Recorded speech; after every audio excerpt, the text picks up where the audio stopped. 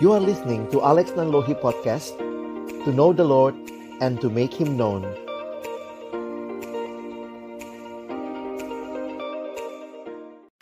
Mari rekan-rekan sekalian yang dikasihi Tuhan, sebelum kita membaca merenungkan firman Tuhan, mari kita berdoa. Bapa di dalam surga, tak henti-hentinya kami datang memuji, memuliakan Engkau, bersyukur kepadamu. Dengan segala situasi yang kami alami, kami sangat menyadari bahwa kami rapuh dan sungguh Engkau Tuhan satu-satunya pengharapan kami. Kembali kami akan membuka firman-Mu. Kami mohon ya Tuhan, bukalah juga hati kami. Jadikanlah hati kami seperti tanah yang baik, supaya ketika benih firman Tuhan ditaburkan boleh sungguh-sungguh berakar, bertumbuh, dan juga berbuah nyata di dalam hidup kami. Berkati hamba-Mu yang menyampaikan, setiap kami yang mendengar. Tuhan tolonglah kami semua, agar kami bukan hanya menjadi pendengar-pendengar firman yang setia, tapi mampukan dengan kuasa dari Roh-Mu yang kudus, kami dimampukan menjadi pelaku-pelaku firman-Mu di dalam hidup kami. Bersabdalah ya Tuhan, kami umat-Mu sedia mendengarnya dalam satu nama yang kudus, nama yang berkuasa, nama Tuhan kami Yesus Kristus. Kami menyerahkan pemberitaan firman-Mu. Amin. Shalom teman-teman sekalian. Saya bersyukur boleh melayani pada malam hari ini. Walaupun harus jarak jauh ya. Kalau dekat kan bisa makan binte gitu. Tapi kesempatan seperti ini jadi cara Tuhan yang ajaib, yang indah sebenarnya untuk kita tetap bisa menikmati persekutuan satu sama lain. Dan saya pikir disitulah kita boleh mengalami tema yang malam hari ini. Kalau teman-teman lihat, ini jadi tema yang sama-sama akan kita pikirkan. Saya menyiapkan slide untuk malam hari ini, dan nanti saya minta tolong untuk di next, waktu saya bilang next ya. Nah, situasi yang sulit saya pikir jadi bagian kehidupan manusia. Bisa tolong next slide. Dan saat ini kita sedang ada dalam situasi coronavirus yang kalau kita lihat ini bagian yang bukan hanya jadi masalah kesehatan bagi dunia, ini sudah masuk juga jadi masalah sosial, masalah ekonomi, masalah bahkan politik gitu ya. Dalam situasi seperti ini ada aja yang nyuruh presiden mundur dan turun dan seterusnya. Jadi akhirnya melihat bahwa memang tidak mudah, atau melihat kehidupan itu sebagai bagian yang silih berganti antara suka dan duka, seperti pujian yang mengatakan suka duka dipakainya untuk kebaikanku. Bahkan kalau kita bicara tentang apa yang teman-teman di Sulawesi Tengah hadapi, khususnya di dalam waktu lalu mengalami gempa bumi, lalu mengalami tsunami, likuifaksi, saya pikir mungkin orang terus jadi bertanya, kenapa ya Tuhan mengizinkan begitu banyak situasi-situasi yang sulit kita alami? Tentu pertanyaan ini tidaklah membuat kita menjadi orang-orang yang mencurigai Tuhan, tetapi harusnya kita menjadi orang-orang yang kembali melihat kehadiran Tuhan bahkan dalam situasi sulit yang kita hadapi. Nah, kita sekarang sudah masuk dalam tolong next slide. Kita sudah masuk dalam new normal, dan new normal itu sebenarnya mau menyatakan bahwa karena vaksin belum ditemukan ya, kita nggak bisa selamanya di rumah terus, kita nggak bisa selamanya mengkarantina diri, kita harus berdamai. Berdamai berarti kita masuk dalam kehidupan yang melalui sebuah protokol-protokol yang sebenarnya mungkin buat beberapa orang itu bukan new normal juga. Karena kalau orang sudah terbiasa pakai masker, sekarang disuruh pakai masker ya bukan hal yang new normal, memang sudah normal buat dia melakukan itu. Kalau rajin cuci tangan dan seterusnya. Dan bahkan itu hal-hal yang sangat sederhana yang menjadi bagian dari new normal, menjaga kesehatan, ada etika batuk, etika bersin, bagaimana menghadapi, jaga jarak satu sama lain. Dan sebenarnya ini menjadi realita yang penting untuk kita sama-sama lihat bahwa Tuhan mau apa sebenarnya dengan situasi seperti ini. Nah, di tengah-tengah situasi yang sulit seperti ini, pesan-pesan firman Tuhan itu jelas. Saya mulai dengan perjanjian lama dulu ya, buat teman-teman. Mari kita lihat next slide. Saya semua tuliskan ayatnya kecuali ada satu bagian yang saya lupa tulis begitu ya. Nah, ini dalam Yeremia pasal 9 ayat 23 sampai 24. Tentu juga kalau kita perhatikan, ini situasi yang dihadapi umat Israel pada waktu itu ketika mereka juga dalam situasi terjepit. Kalau kita lihat dalam sejarah, mereka berusaha mencari pertolongan kepada Mesir pada waktu itu, kepada bangsa-bangsa lain, lalu kemudian firman Tuhan datang kepada mereka. Nah, mari kita perhatikan Yeremia 9, 23, 24. Saya bacakan buat kita. Beginilah firman Tuhan. Janganlah orang bijaksana bermegah karena kebijaksanaannya. Janganlah orang kuat bermegah karena kekuatannya. Janganlah orang kaya bermegah karena kekayaannya. Teman-teman yang dikasihi Tuhan, ini 3 hal yang seringkali jadi kebanggaan manusia.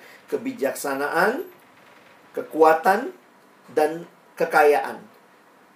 Itu bukan hal-hal yang harus dimegahkan. Perhatikan ayat 24. Tetapi siapa yang mau bermegah, baiklah bermegah karena yang berikut. Bahwa ia memahami dan mengenal aku, bahwa akulah Tuhan yang menunjukkan kasih setia, keadilan, dan kebenaran di bumi. Sungguh, semuanya itu kusukai, demikianlah firman Tuhan. Saya menggarisbawahi istilah yang dipakai di sini adalah memahami dan mengenal Tuhan. Di tengah situasi yang sulit, di tengah-tengah berbagai pergumulan hidup yang sebenarnya silih berganti. Saya pikir jangan merasa corona inilah satu-satunya pergumulan hidup. Enggak juga ya. Kita pun sebelum ada corona juga punya pergumulan hidup kok yang sulit. Bahkan kalau tadi di Sulawesi Tengah, di Palu secara khusus mengalami yang tadi ya, likuifaksi, gempa bumi, tsunami. Bahkan setelah corona ini selesai, apakah ada jaminan tidak ada pergumulan lagi? Ini karena memang jadi pandemi dan seluruh dunia ngalami. Jadi kayaknya kelihatan besar. Tapi sebenarnya secara pribadi, kita pun melihat bahwa setiap kita punya pergumulan. Ada yang punya pergumulan ekonomi, ada yang punya pergumulan keluarga, ada yang punya pergumulan mencari pekerjaan, ada yang punya pergumulan menghadapi bos gitu ya. Ada yang mungkin punya pergumulan menggumulkan teman hidup, mencari pasangan hidup. Jadi sebenarnya hidup itu jadi banyak pergumulan juga. Ini bukan membuat kita jadi senang, jadi orang yang kayaknya haus pergumulan, bukan ya. Tetapi pertanyaan yang ingin saya sama-sama ajak teman-teman pikirkan di tengah-tengah berbagai pergumulan itu adalah, next slide. Sejauh mana saudara dan saya mengenal Tuhan?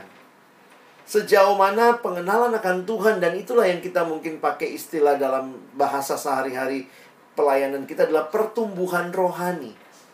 Karena apa? Pergumulan akan selalu ada, kesulitan hidup akan selalu ada, tetapi kemudian pertanyaannya, sejauh mana saudara dan saya semakin mengenal Tuhan? Nah, bagian firman Tuhan yang akan kita renungkan secara khusus ada di Filipi pasal 3. Kalau slide-nya mungkin harus digeser ke paling kiri. Lihat gambar yang paling kiri itu, slide-nya harusnya muncul di situ ya. Next slide, kita akan melihat Filipi pasal yang ketiga, ayat 10 dan ayat yang ke-11. Nah, ini yang saya tidak tuliskan ayatnya. Saya akan coba bacakan buat kita sekalian. Ini ayat yang terkenal dalam Filipi pasal 3 ayat 10 dan ayat 11. Yang ku kehendaki ialah mengenal Dia dan kuasa kebangkitannya dan persekutuan dalam penderitaannya, di mana aku menjadi serupa dengan Dia dalam kematiannya, supaya aku akhirnya beroleh kebangkitan dari antara orang mati. Saya bacakan sekali lagi Filipi pasal 3 ayat 10 dan 11. Yang ku kehendaki ialah mengenal Dia dan kuasa kebangkitannya dan persekutuan dalam penderitaannya, di mana aku menjadi serupa dengan Dia dalam kematiannya, supaya aku akhirnya beroleh kebangkitan dari antara orang mati. Teman-teman yang dikasihi Tuhan, waktu mempelajari kitab Filipi, sebenarnya ini hal yang juga unik dan menarik. Ada 2 fakta yang saya ingin bagikan kepada kita malam hari ini, yaitu fakta yang pertama, adalah ketika Paulus menuliskan kitab Filipi, sebenarnya Paulus sedang berada di dalam penjara. Sebenarnya ini jadi unik begitu ya. Kalau teman-teman mendengar kata penjara, kira-kira apa yang muncul dalam benak kita? Mungkin langsung ya udah pergumulan, kesulitan, kesepian, begitu mengerikan situasi dalam penjara. Tetapi ternyata di dalam kitab Filipi, ini kitab yang paling banyak kata sukacita. Di dalam kitab yang hanya 4 pasal ini, ternyata ada kurang lebih 16 kali muncul kata sukacita atau bersukacitalah. Jadi mungkin ini jadi pertanyaan buat kita gitu ya. Apa yang terjadi sama Paulus? Wow, dia bisa mengalami sukacita melampaui situasi dan kondisi yang sedang terjadi. Nah, ini fakta yang pertama. Dan yang kedua, fakta yang kedua yang saya ingin ajak kita pikirkan sebenarnya adalah coba melihat ketika Paulus tulis kitab Filipi, Paulus sudah jadi orang Kristen berapa lama? Ya, ini menarik untuk kita pahami sebentar. Jadi, para ahli coba menghitung-hitung ya. Kapan Paulus bertobat? Paulus bertobat itu kalau kita lihat di Kisah Rasul, Paulus bertobat baru di Kisah Rasul pasal 9. Di Kisah Rasul pasal 9, Paulus bertobat dalam perjalanan ke Damsyik, menganiaya, dia bertemu dengan Tuhan, dan dia mengalami perjumpaan yang kemudian mengubah hidupnya. Nah, apa yang menarik? Paulus waktu ada dalam perjalanan ke Damsyik bertemu Tuhan itu kira-kira tahun berapa? Nah, jadi para ahli coba menghitung. Itu kan di Kisah Rasul 9. Sementara di cerita Kisah Rasul pasal pertama ada cerita tentang Yesus naik ke surga. Jadi kalau lihat ceritanya bahwa nampaknya sih Paulus sama Yesus nggak pernah ketemu langsung. Tapi Paulus melayani sesudah Yesus naik ke surga.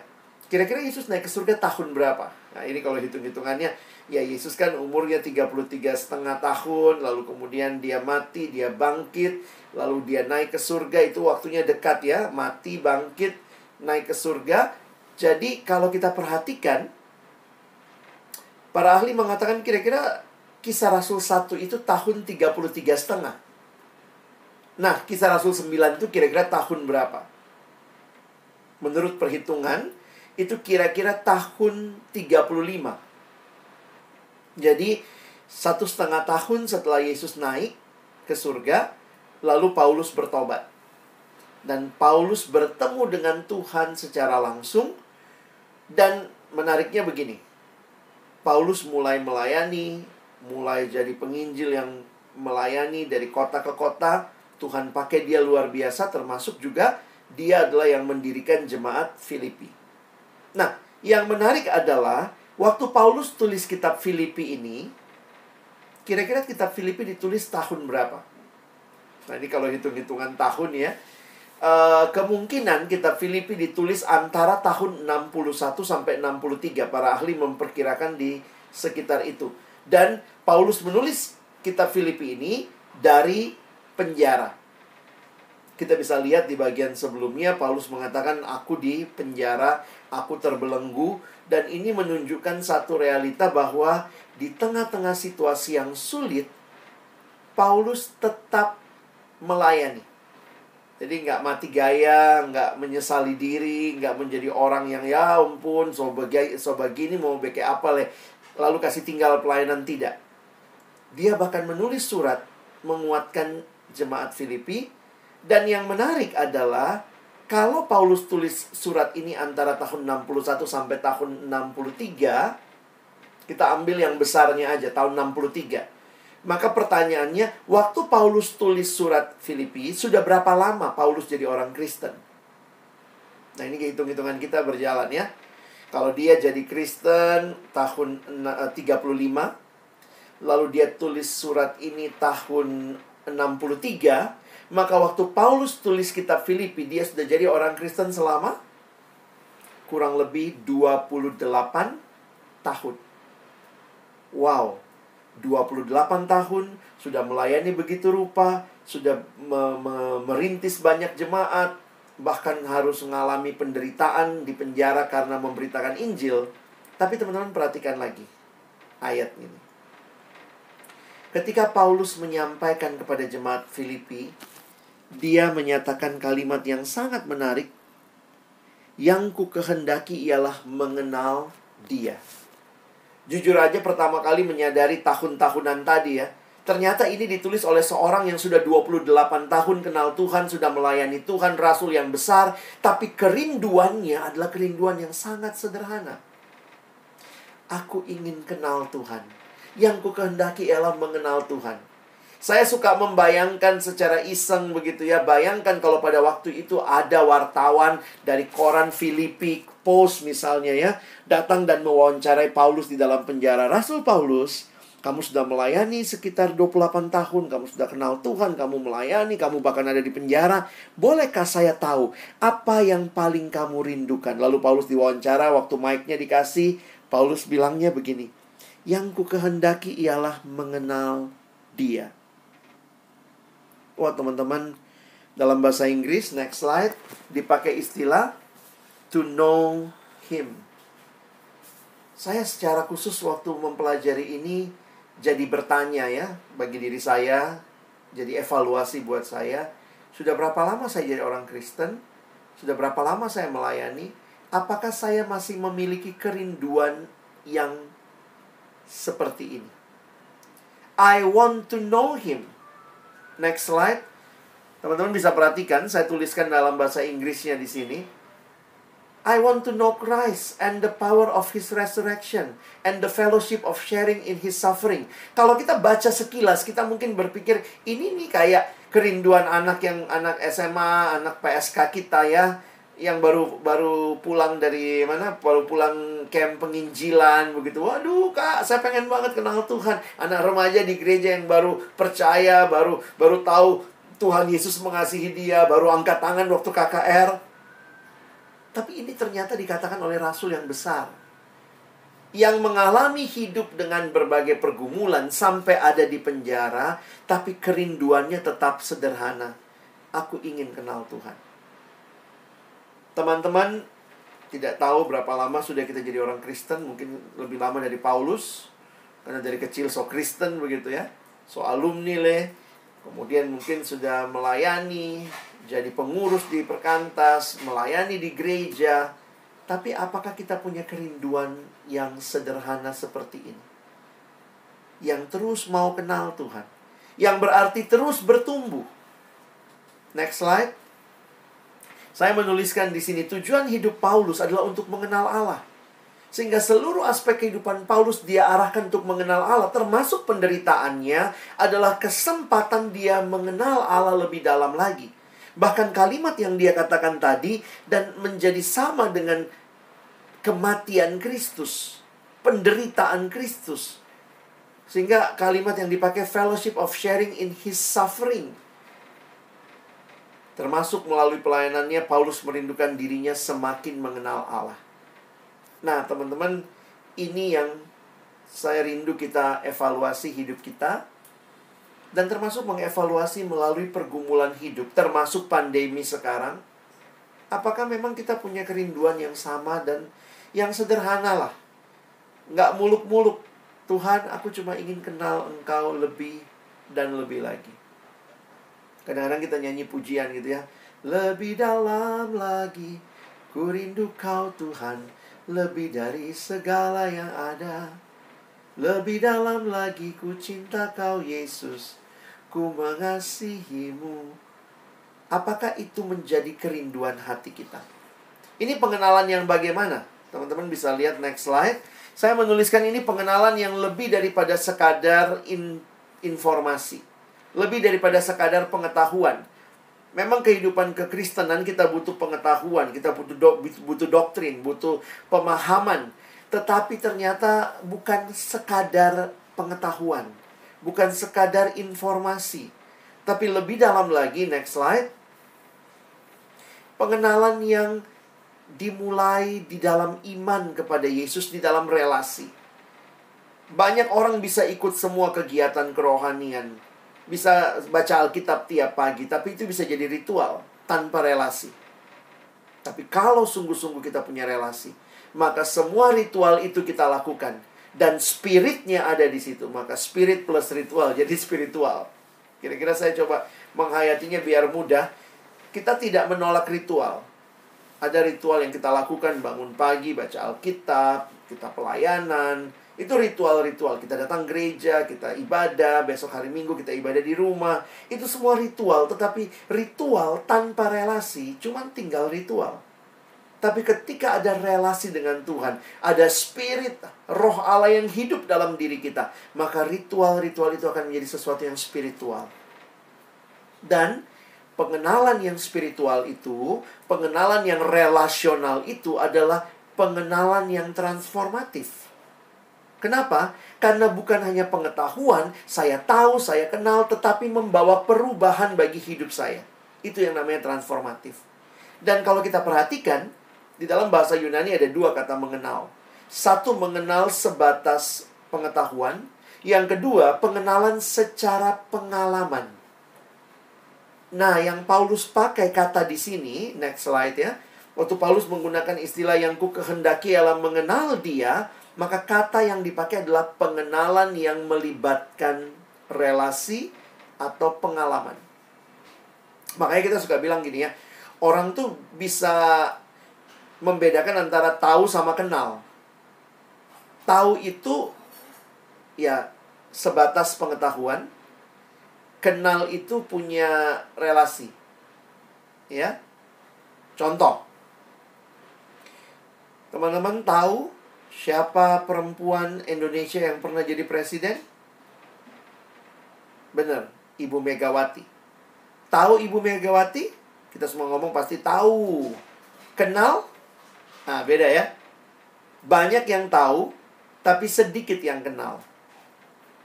Tuhan mau kita bukan hanya tahu tentang dia, tetapi harusnya kita kenal dia. Dan pengalaman mengalami kuasa kebangkitannya. Dan tujuan akhirnya adalah perubahan transformatif. Karena akhirnya pengenalan itu, pengalaman dengan Tuhan membawa kita menjadi semakin serupa dengan Kristus. Nah, itulah yang sebenarnya terus harus jadi evaluasi kita dalam hidup. Dalam hidup ini bukan cuma berapa lama sudah jadi Kristen. Bisa jadi kita Kristen sekian lama tanpa pengenalan yang dalam atau mulai hambar, mulai mundur. Sementara ada orang yang baru Kristen 1-2 tahun, tapi ketika dia ngalami dengan limpahnya, maka bisa jadi kerohaniannya lebih baik daripada orang yang sudah cukup lama kenal Tuhan. Kenapa? Karena kekristenan itu adalah pengenalan dengan Tuhan. Kekristenan adalah pertumbuhan rohani yang ketika melalui semua pergumulan hidup, bagaimana kita melihat Tuhan di dalamnya. Jadi, ini nasihat Rasul Paulus. Mari kita bertumbuh. Next slide. Nah, saya coba gali beberapa. Ini cuma pelengkap dari pembahasan ayat utamanya ini ya, yang Filipi pasal 3. Tuhan mau kita jadi murid yang bertumbuh. Growing in Christ. Next slide. Nah, di dalam bagian lain, Paulus juga mengatakan, nah ini ayat yang sering kali kita kutip kalau bicara pertumbuhan. Jadi Paulus bilang, kamu telah menerima Kristus Yesus. Jadi terima Yesus buat Paulus dan buat kita orang Kristen. Terima Yesus itu bukan akhir hidup rohani. Oh, dia so terima Yesus, so angkat tangan kemarin, so dilayani, so lewat KKR. No, itu bukan akhir hidup rohani. Itu justru awal hidup rohani. Kamu telah terima Yesus, karena itu, karena kamu sudah terima Yesus, hendaklah hidupmu tetap di dalam dia. Paulus menggunakan beberapa istilah. Ini memang orang pintar ya. Jadi Paulus pakai istilah pertanian. Hendaklah kamu berakar di dalam dia. Dan dia pakai istilah sipil, teknik sipil ini. Dan dibangun di atas dia. Hendaklah kamu bertambah teguh dalam iman yang telah diajarkan kepadamu. Dan hendaklah hatimu melimpah dengan syukur. Lihat, nasihat yang diberikan bagi orang-orang percaya terus bertumbuh. Terus bertumbuh. Kita lihat lagi. Jadi perjanjian lama tadi, Yeremia, Tuhan bilang, mengenal aku itulah kemegahanmu. Masuk di Filipi, Paulus berkata, aku ingin kenal Tuhan. Paulus dalam kitab Kolose mendorong jemaat, ayo kamu berakar. Kalau tadi dirinya ya, yang ku kehendaki ialah mengenal dia. Sekarang, ayo kamu berakar, dibangun, bertambah teguh, melimpah dengan syukur. Ini Paulus. Nah, kita lihat lagi. Next, ini gambar aja ya. Ayo bertumbuh dalam Kristus. Sebenarnya ini mirip seperti yang ditulis di dalam kitab Mazmur. Seperti pohon yang ditanam di tepi aliran air yang selalu menghasilkan buahnya pada musimnya dan yang tidak layu daunnya, rimbun. Jadi sukacita buat orang yang berteduh di bawahnya. Nah, mari kita lihat lagi, next slide. Ini adalah yang disampaikan Petrus. Jadi saya coba survei dari PL tadi. Lalu lihat Paulus secara pribadi, lihat Paulus bagi jemaat, apa kerinduannya supaya mereka bertumbuh. Nah, di akhir surat 2 Petrus ternyata juga kalimat ini ada. Tetapi bertumbuhlah dalam kasih karunia dan dalam pengenalan akan Tuhan dan Juru Selamat kita Yesus Kristus. Baginya kemuliaan sekarang dan sampai selama-lamanya.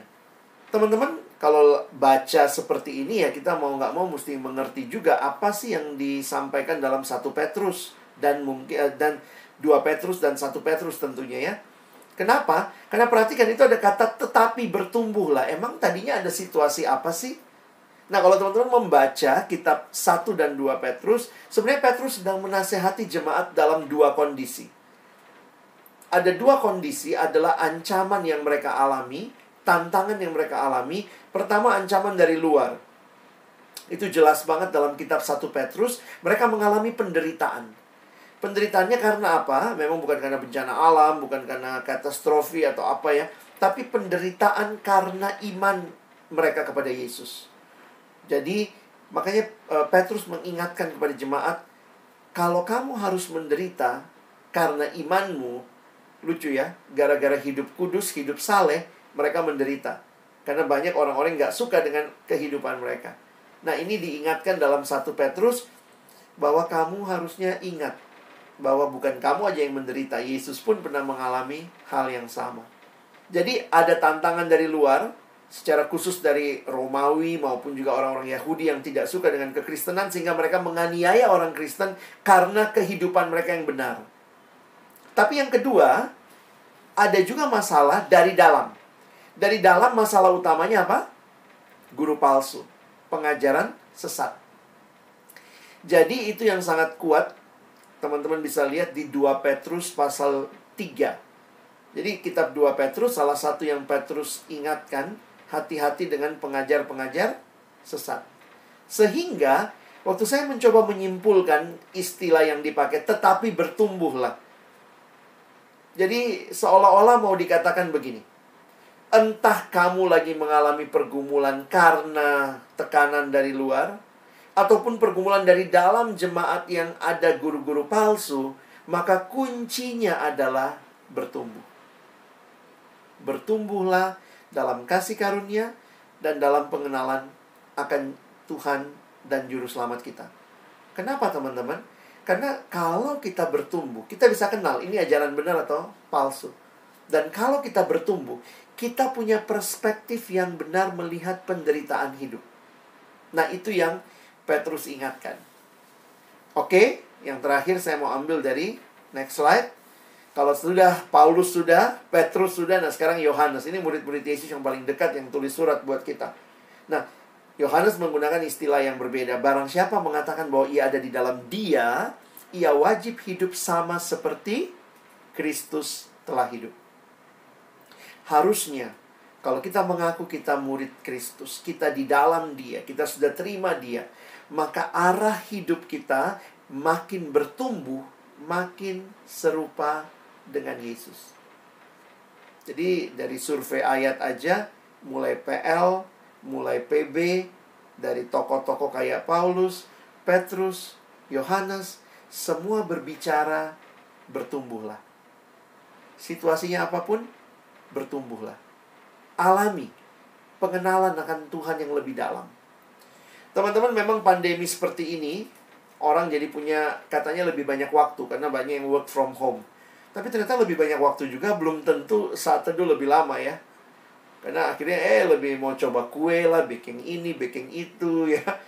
Kita jadi kayak punya banyak waktu untuk melakukan yang selama ini kita nggak lakukan. Sehingga banyak juga orang dalam situasi pandemi seperti ini, situasi yang sulit, yang hancur adalah hidup rohani.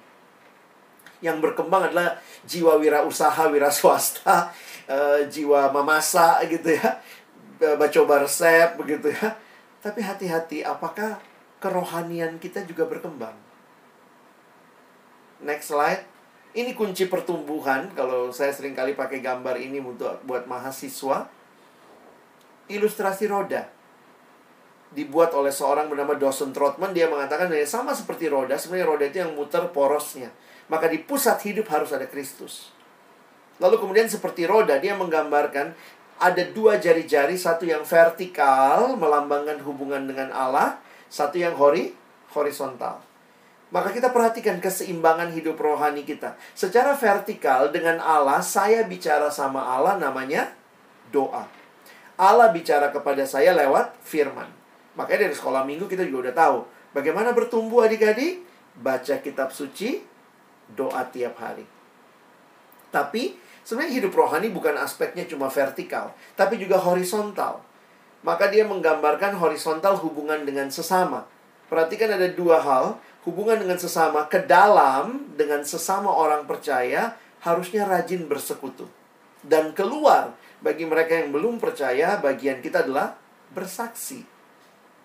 Nah, bagaimana di tengah-tengah situasi yang sulit, jangan sampai kita melupakan spiritualitas kita.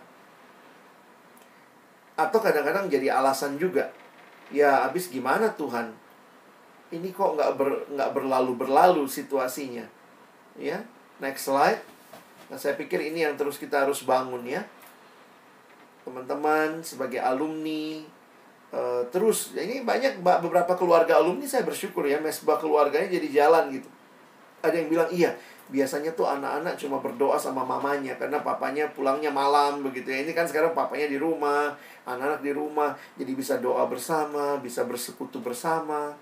Spiritualitas menjadi hal yang penting. Untuk apa?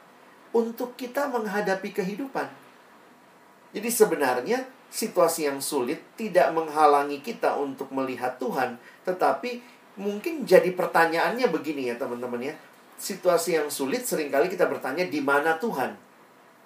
Tapi kita tahu Tuhan Maha Hadir, Tuhan Maha Kuasa, berarti Dia tahukah pergumulan kita? Oh, Dia tahu. Dia hadir dalam pergumulan kita? Dia hadir. Karena itu mungkin yang perlu kita lakukan bukanlah menanyakan di mana Tuhan. Tapi kita perlu mengganti pertanyaan kita. Nah, ini yang saya mau coba propose di bagian akhir untuk kita membangun spiritualitas di masa pandemi. Maka mungkin yang penting bukanlah bertanya di mana Tuhan. Karena teologi kita jelas Allah Maha Hadir dan Allah Maha Kuasa. Kalau Tuhan mau kasih stop ini semua dalam tempo 1 detik juga bisa. Kalau begitu, kalau Dia hadir, Dia Maha Kuasa, Dia baik, Dia tidak berubah, sebenarnya yang perlu kita ganti bukanlah menanyakan di mana Tuhannya. Yang kita perlu ganti pertanyaan kita. Nah, saya coba bagikan satu perspektif mengubah pertanyaan yang muncul di dalam Injil Markus ya. Kita lihat sebentar sebagai bagian akhir refleksi ini. Next slide. Ini peristiwa yang seringkali banyak dikhotbahkan dalam situasi pandemi ini ya. Bila topan keras melanda hidupmu, kita nggak usah baca secara khusus. Nanti ada beberapa slide teman-teman bisa lihat. Waktu itu Tuhan Yesus dan murid-muridnya mengalami angin ribut. Lalu Yesus tertidur ya. Mari kita lihat next slide. Saya bacakan, lalu mengamuklah taufan yang sangat dahsyat dan ombak menyembur masuk ke dalam perahu, sehingga perahu itu mulai penuh dengan air. Next slide. Pada waktu itu Yesus sedang tidur di buritan di sebuah tilam. Maka murid-muridnya membangunkan Dia dan berkata kepadanya. Lihat pertanyaan mereka. Guru, engkau tidak peduli kalau kita binasa? Ini pertanyaan apa? Ini pertanyaan mencurigai Tuhan ya. Tuhan, ini engkau baik apa tidak sih sama saya? Kenapa hidup saya punya pergumulan? Jadi sebenarnya ini pertanyaan yang sedang menanyakan, beneran nggak sih Tuhan itu peduli sama kita? Karena dari pertanyaan ini, murid-murid seolah-olah merasa malah tidur lagi si Yesus gitu ya. Kok nggak peduli sama kita? Nah, lalu selanjutnya, next slide. Ia pun bangun menghardik angin itu dan berkata kepada danau itu, "Diam, tenanglah." Lalu angin itu reda dan danau itu menjadi teduh sekali. Nah, teman-teman lihat, next slide. Lalu sekarang Tuhan Yesus yang ganti bertanya. Lalu ia berkata kepada mereka, "Mengapa kamu begitu takut? Mengapa kamu tidak percaya?" Wah, ini pertanyaan yang lumayan mengusik saya di awal pandemi ini. Jadi pertanyaannya begini. Ternyata dari cara Yesus bertanya seperti ini, yang Yesus mau adalah ketika engkau melewati pergumulan, apakah engkau makin percaya? Kira-kira gitu ya. Bukannya menanyakan Tuhan di mana, kenapa Tuhan gak peduli sama saya. Tetapi, apakah melewati pergumulan ini kita makin tidak takut? Dan kalau kita makin tidak takut, itu berarti kita makin percaya. Makin percaya kepada siapa? Ya tentunya percaya kepada Tuhan. Sehingga lihat murid-murid responnya, next slide. Mereka menjadi sangat takut dan berkata seorang kepada yang lain, "Siapa gerangan orang ini sehingga angin dan danau pun taat kepadanya?" Sebenarnya, waktu memperhatikan respon murid seperti ini, bagi saya yang menarik adalah mereka mulai bertanya atau mulai melihat lagi, ini Yesus yang sedang saya ikuti, ini Yesus yang bagaimana. Dan jangan lupa teman-teman, ini awal Injil Markus, masih pasal 4 ini. Masih pasal 4. Sehingga saya coba menghayatinya begini.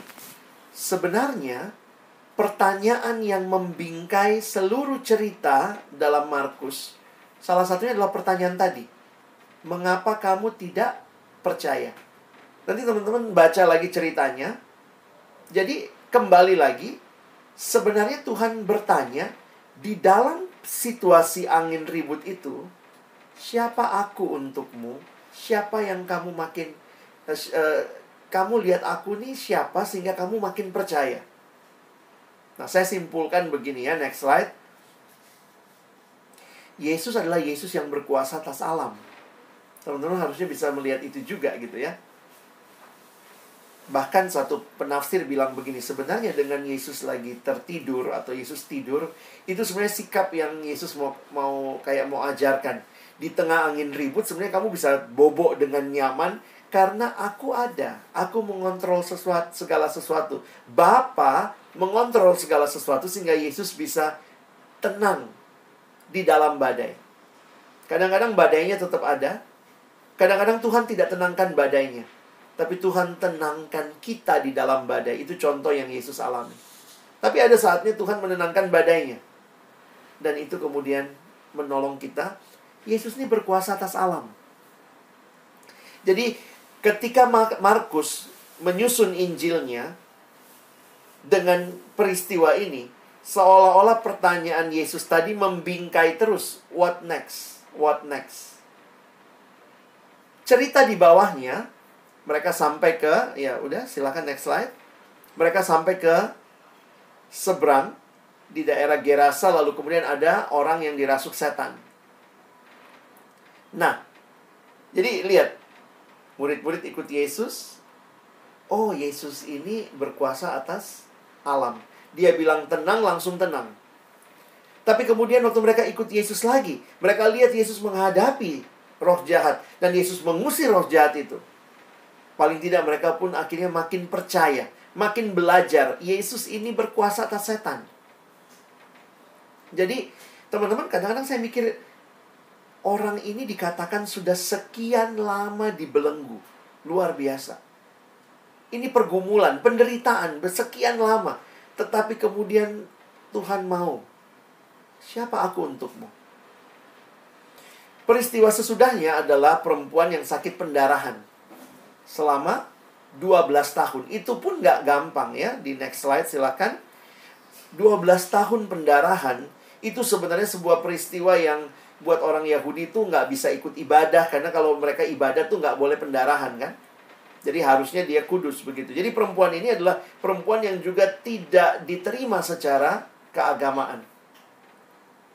Makanya menarik sekali cara Yesus men-treat dia ya. Sebenarnya waktu dia pegang ujung jubah Yesus sudah sembuh? Sudah. Harusnya udah selesai kan? Tapi Yesus bertanya, siapa yang pegang aku? Makanya muridnya bilang, oh Tuhan, ini banyak sekali orang, siapa lagi mau tahu siapa yang pegang gitu kan. Tapi ternyata Tuhan Yesus minta, tolong, ada yang pegang saya, maju, kira-kira gitu ya. Atau keluar dari kerumunan. Dan perempuan ini, waktu dia keluar dari kerumunan, udah sembuh belum? Sudah sembuh. Tapi Yesus perlu melakukan itu supaya menjadi tanda bagi masyarakat yang selama ini mengucilkan dia karena sakit pendarahannya, untuk melihat dia sudah sembuh.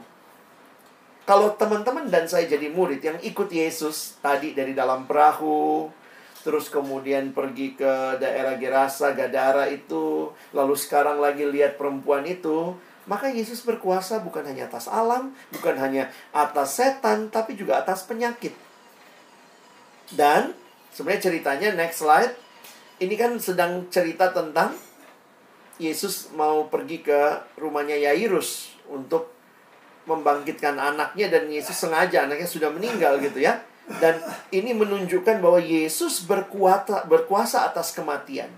Nanti teman-teman perhatikan di dalam percakapan Yesus dengan kepala itu,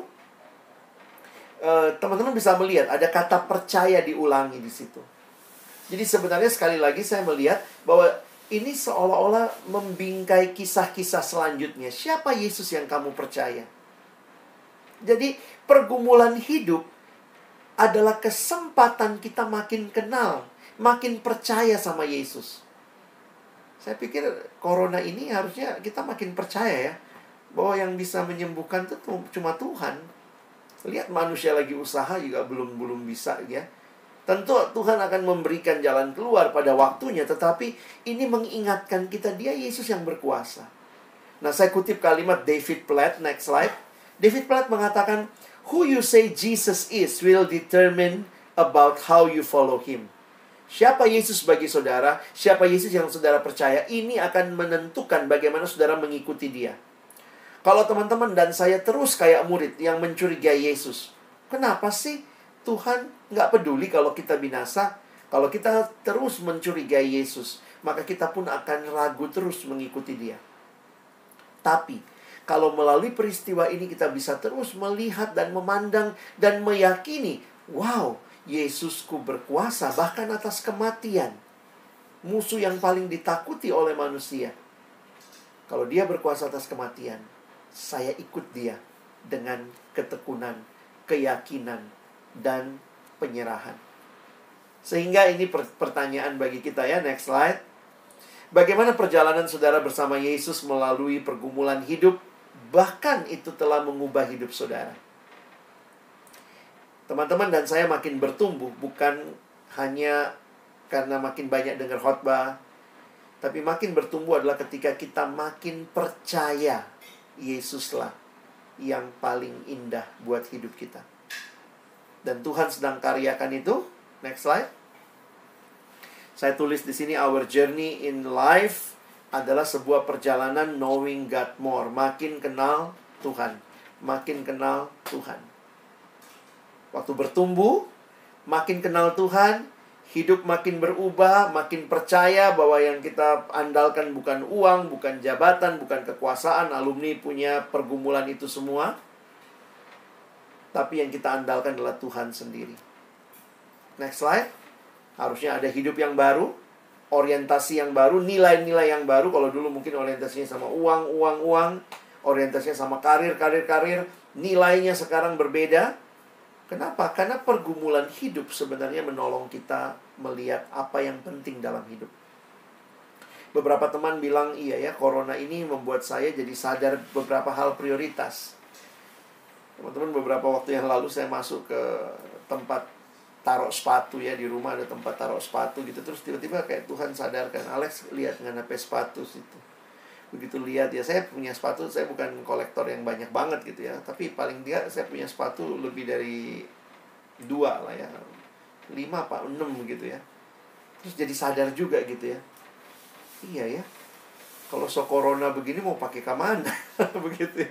Jadi akhirnya sadar juga ya, berapa sih sepatu yang kita butuhin gitu ya. Sebenarnya pengenalan akan Tuhan, pergumulan hidup kayak menolong kita menyusun lagi prioritas. Kalau kadang-kadang kita cuma tabung gaji untuk beli sepatu, bukan berarti nggak boleh beli sepatu mahal ya. Bagi saya sepatu mahal itu menarik karena mungkin bisa lebih tahan. Tentu jangan cuma mahalnya, tapi cari yang mahal dan bagus begitu ya. Daripada murah tapi ganti-ganti terus, jadi terlihat konsumerisme, beli terus barang ya. Kadang-kadang kita mesti nabung, tapi akhirnya waktu kita lihat, ada orang yang ternyata hidupnya tiap bulan sepatu baru, gajian sepatu baru. Nah sekarang kalau soba gini mau pakai sepatu potong sayur begitu ya. Itu nggak gampang ya bagi saya. Akhirnya pergumulan hidup sebenarnya menolong kita melihat apa yang penting. Dan akhirnya kita sadar memang Tuhanlah satu-satunya yang paling penting buat hidup kita. Nah, Helen tolong Len. Dan akhirnya, next slide, ini bagian akhir ya. Ini bagian akhir yang saya ingin bagikan bagi kita. Ternyata orang-orang yang sudah kenal Tuhan, if you know God, then teman-teman, saudara-saudara dan saya, kita juga bisa memperkenalkan Tuhan. Not only to know Him, but to make Him known. Nah, di dalam bagian ini kita lihat Paulus mengatakan, next slide. Di dalam kitab Efesus, Paulus mengatakan, berdoalah bagiku. Ini Efesus 6 ayat 19-20. Supaya ketika aku membuka mulutku ya, dengan berani, aku diberikan keberanian untuk memberitakan. Nah, itu kata yang dipakai bagi saya menarik, make known. Jadi, saya pikir akhirnya begini, kalau kita tetap bertumbuh, maka kita tidak berhenti pada orang diri sendiri. Kalau teman-teman dan saya terus bertumbuh bahkan dalam pergumulan hidup, percayalah Tuhan akan pakai kita juga menjadi berkat, menyaksikan kepada orang lain. Next slide.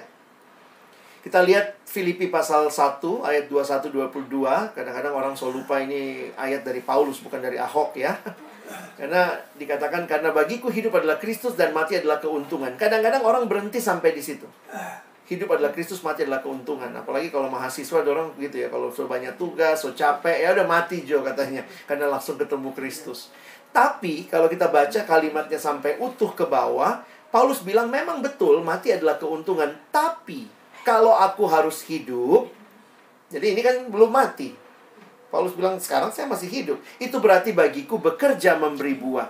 Maka teman-teman dan saya yang sudah kenal Tuhan dan kita hidup dalam Tuhan, sekarang adalah kesempatan kita bekerja memberi buah. Melalui pekerjaan kita, kita menyaksikan Tuhan. Orang bisa lihat, loh ini di tengah penderitaan kok dia tetap bersinar, tetap jadi berkat, tetap melayani. Itu jadi berkat luar biasa. Buah itu nampak, next slide. Saya pikir dalam buah roh juga ya. Buah roh menunjukkan kasih, sukacita, damai sejahtera. Jadi perubahan yang utama tuh karakter. Kita punya karakter yang semakin mengalami dan indah di dalam Tuhan. Jadi teman-teman yang dikasihi Tuhan, saya menutup, menyimpulkan, next slide. Nah next lagi yang paling akhir ya. Nah ini yang saya rindukan hari ini kita pelajari. Dengan kita tetap bertumbuh, kita to know Jesus, pada akhirnya kita to make Him known. Kiranya firman Tuhan malam hari ini menolong kita makin berserah, makin bersandar pada Tuhan. Dan ingat, terus bangun relasi dengan Tuhan. Itu kunci teman-teman dan saya melihat hidup, memandang hidup. Dan siapa Yesus yang kita makin kenal, ikuti Dia. Dan waktu engkau ikuti Dia, perkenalkan Dia. Kita hidup dalam dunia di mana banyak orang tidak punya kasih, banyak orang tidak punya pengharapan, banyak orang tidak punya iman. Kadang saya pikir, kenapa 3 hal itu ada pada orang ya?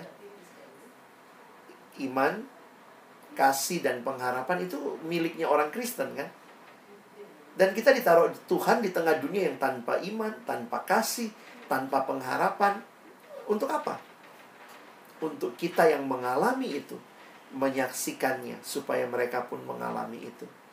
Kiranya Tuhan menolong kita jadi pelaku-pelaku firman. Amin. Mari kita berdoa. Tuhan, terima kasih banyak. Kesempatan ini firman-Mu jelas mengingatkan kami bahwa kami harus terus bertumbuh kenal Tuhan. Dan tolonglah pada akhirnya seperti yang kami sudah pelajari, Kami boleh makin mengenal Tuhan, makin bertumbuh di dalam Tuhan. Dan Tuhan memakai kami, memperkenalkan Engkau bagi dunia ini. Situasi yang sulit tidak membuat kami patah semangat, tidak membuat kami mundur, tapi kami terus maju.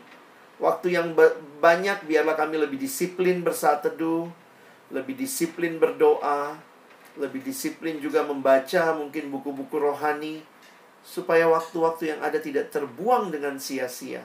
Tidak hanya melakukan hal-hal yang kami suka, tetapi kami juga belajar melakukan hal-hal yang Tuhan mau dan Tuhan suka. Kami bersyukur dalam nama Yesus kami berdoa. Amin. Makasih. Saya nggak tahu kalau ada kesempatan bertanya. Kalau masih ada, silahkan. Kalau ada yang mau sharing juga mungkin, saya persilahkan.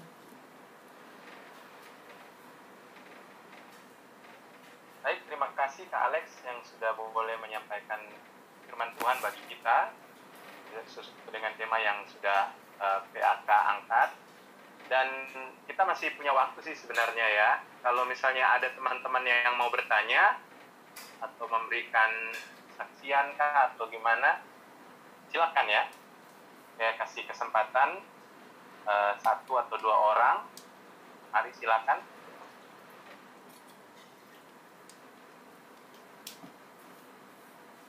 Kalau misalnya malu-malu bisa di chat ya. Kita bertanya lewat chat. Jadi kita akan diskusikan bersama-sama. Bukan berarti yang tanya langsung nggak tahu malu ya. Ayo, silakan. Ada yang mau bertanya sesuai dengan tema kita hari ini? Yang mau berbagi?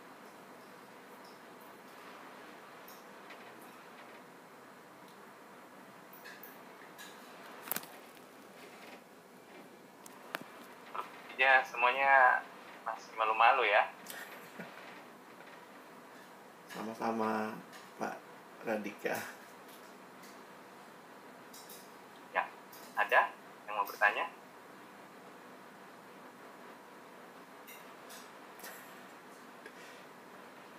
Siapa nih dari PAK Pos? Mereka terkesima katanya Kak Alex.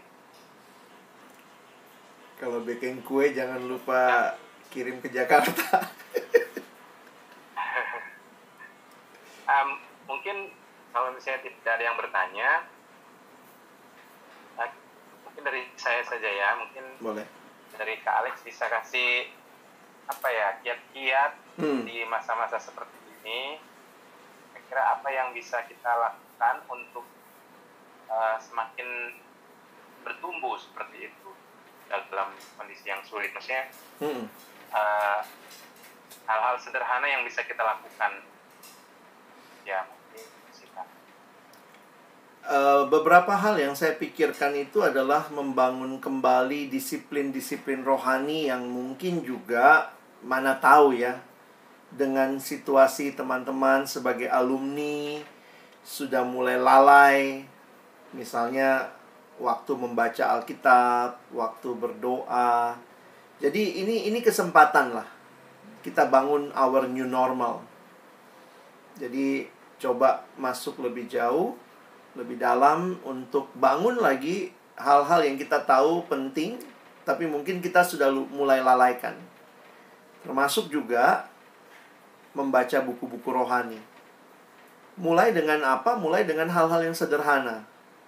Jadi kadang saya pikir iya juga ya, benar juga pepatah Cina bilang perjalanan 1000 mil dimulai dengan langkah pertama. Jadi mulailah dari langkah yang pertama.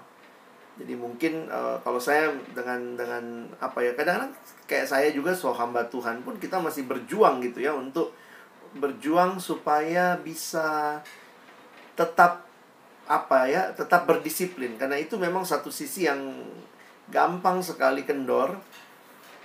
Itu kalau teman-teman yang di Jakarta ada yang tempat fitness itu ya, terus dorang slogan itu jangan kasih kendor gitu ya, itu pakai hashtag jangan kasih kendor. Saya pikir kalau orang nge-gym aja jangan kasih kendor gitu ya, kayak kalau lihat Kak Doni ini lari keliling itu stadion ya, sampai itu stadion semua runtuh.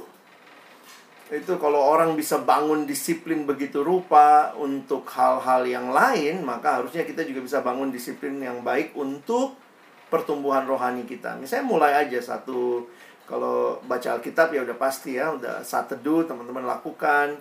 Lalu kemudian mungkin untuk baca buku rohani, ada buku yang so lama dibeli, nggak dibaca-baca. Alumni kan banyak doi biasanya, banyak beli buku, malah nggak pernah baca. Kalau mahasiswa tak balik, mau baca tapi nggak punya doi. Jadi kadang-kadang bingung ya, jadi mahasiswa tuh begitu alumni so punya doi, so bisa beli buku tapi nggak bisa baca, nggak ada waktu. Nah ini ada kesempatan mungkin baca satu hari 10 lembar. Mungkin mulai dari hal-hal yang sederhana sih Kak Rino ya. Jadi mulai bangun ulang apa yang pernah kita nikmati. Kalau so mulai kendor, mari bangun ulang lah. Jadi itu hal-hal sederhana. Jadi jangan, boleh tuh ya, Kak Radika, catat refleksi firman Tuhan.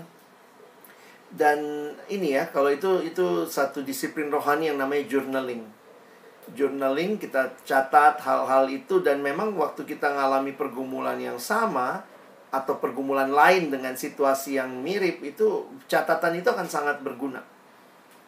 Nah, mungkin kalau sekarang kan banyak yang catatnya di mana? Di Instagram atau catatnya di Facebook. Kalau ada apa dia tulis di situ. Nanti kadang-kadang Facebook kasih ingat ya, ini statusmu 2 tahun lalu, ini fotonya 2 tahun lalu. Tapi bagi saya memang benar loh, Facebook aja tahu bahwa itu penting mengingat memori dalam situasi tertentu.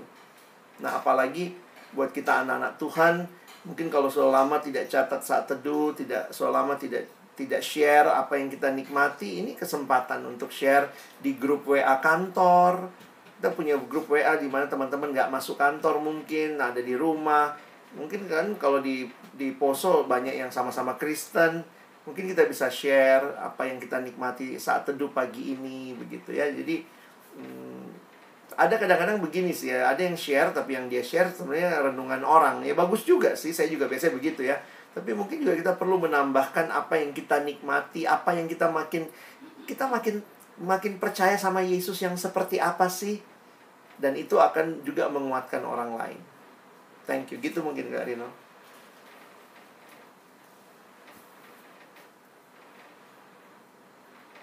Ya, makasih Kak Alex. Masih ada lagi teman-teman yang pengen bertanya sebelum kita akhiri acara kita malam hari ini? Ini ada catatan dari Pak Radika ya. Iya. Kalau kita perlu mencatat temuan refleksi firman Tuhan dalam kehidupan saat pandemi, dapat menjadi pengingat papan rambu perjalanan kehidupan kita selanjutnya yang menguatkan. Ya, ini satu masukan yang sangat baik. Kita terus bertumbuh ya. Oke, ada lagi yang mau bertanya atau memberikan saksian mungkin hal-hal yang sudah dia lakukan selama ini? Iya, boleh.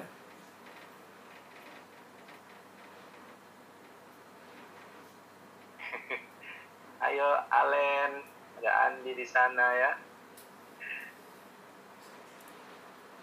Tadi pakai nama Andi, sekarang sudah ganti Moy. Allen. Halo Moy, mungkin ada pertanyaan Moy? Tidak ada. Oke. Ya. Kalau memang sudah tidak ada, kita akan menutup persekutuan kita malam hari ini. Saya mengajak kita menyanyikan satu pujian.